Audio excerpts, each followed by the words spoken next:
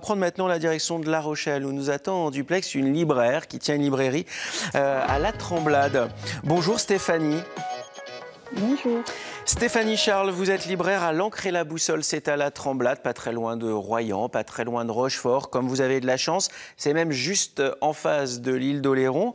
Et vous avez sélectionné pour nous 3 ouvrages. Le premier d'entre eux, parce qu'on adore vous donner des idées de lecture, même en début de semaine, le premier d'entre eux, c'est L'Homme de miel. Pourquoi vous avez fait ce choix, Stéphanie ? L'Homme de miel, oui, de Olivier Martinelli, qui est publié aux éditions Christophe Luquin. C'est un roman de rentrée littéraire. C'est un roman sur un sujet grave, le cancer. Alors effectivement, on pourrait se dire que ça ne va pas être très gai et plutôt lourd. Et en fait, ça a vraiment été traité d'une belle manière.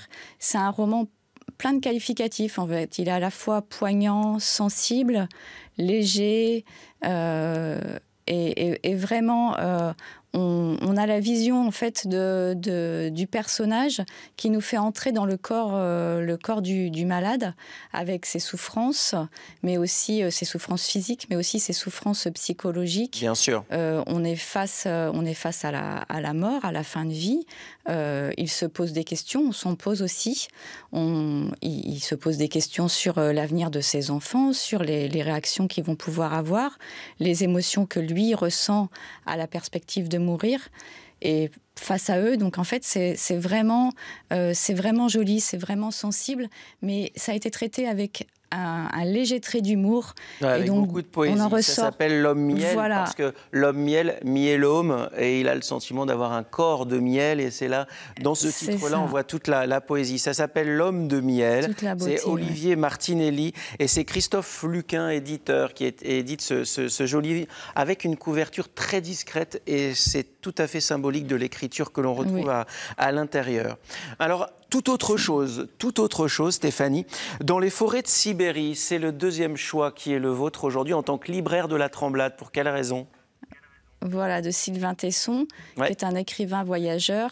Là, il nous emmène en fait, effectivement, en Sibérie, sur les bords du lac Baïkal, où en fait, il a passé 6 mois en ermite, sur sa volonté, hein, c'était son choix. Et donc, il nous raconte au fil des jours ces 6 mois, à partir du mois de février.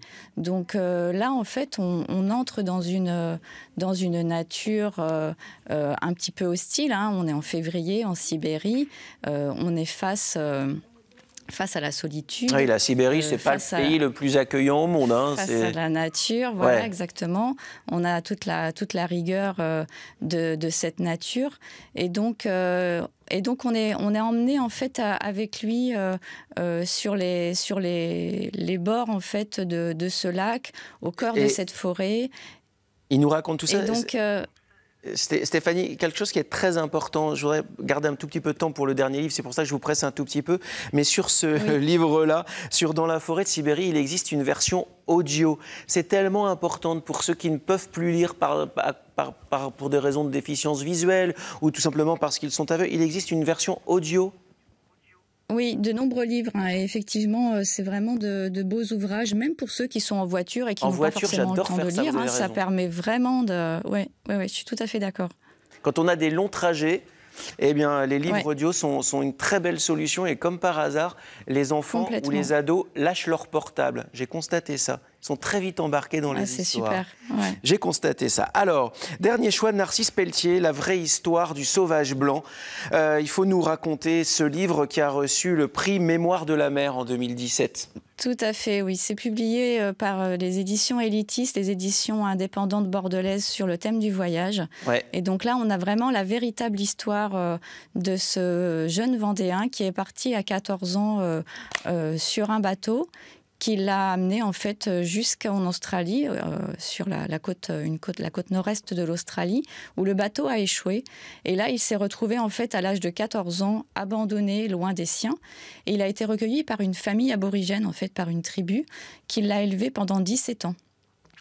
Et donc cette histoire, en fait, c'est vraiment l'histoire à la fois de son départ et puis de sa vie sur place, avec les rites, la vie qui est faite de pêche, de chasse, 14 les danses, ans, c'est le cœur de l'adolescence, c'est incroyable. C'est vraiment incroyable. Il est survécu déjà, c'est un miracle, quasi. Voilà, déjà. Et ensuite, qu'il se soit intégré, puisqu'en fait, ça pose quand même le problème de l'intégration, tout ça. En plein 19e siècle, au moment du colonialisme, etc., un Blanc qui est accueilli par une famille aborigène, voilà. Il est élevé. Commun. Et il est surtout ensuite, au bout de 17 ans, arraché par des Anglais qui le récupèrent, qui pensent le sauver et qui le ramènent à sa famille française. Donc il est encore déraciné une deuxième fois. Il a 31 ans quand il est récupéré. Exactement. A priori, il ne sait plus parler français, il ne sait plus écrire. On se rend compte qu'au bout de quelques semaines, il récupère très vite ses facultés en fait, d'écriture et de langage. Il n'a pas perdu ça. Il revient dans sa famille vendéenne, en Vendée, hein, c'est ça? Oui, tout à fait. Quel Il périple. va être gardien de phare. Ça s'appelle La vraie histoire du sauvage blanc. C'est signé Thomas Durando et Xavier Porto. Narcisse Pelletier. Avec de très belles illustrations. Absolument. Prix du livre Mémoire de la mer en 2017. Stéphanie, je voulais vous remercier pour cette sélection de 3 livres. Quelque chose me dit que dans votre librairie, on doit trouver ce qu'il nous faut tout le temps. Il y a un esprit humaniste dans votre choix et un esprit voyageur aussi qui nous plaît bien ici. Donc bravo pour cette sélection. Merci beaucoup. La librairie s'appelle... Merci de m'avoir invité. Je vous en prie. La librairie s'appelle L'encre et la boussole. La boussole l'a bien nommée aujourd'hui, vous l'avez vu, avec ses idées d'évasion et de voyage.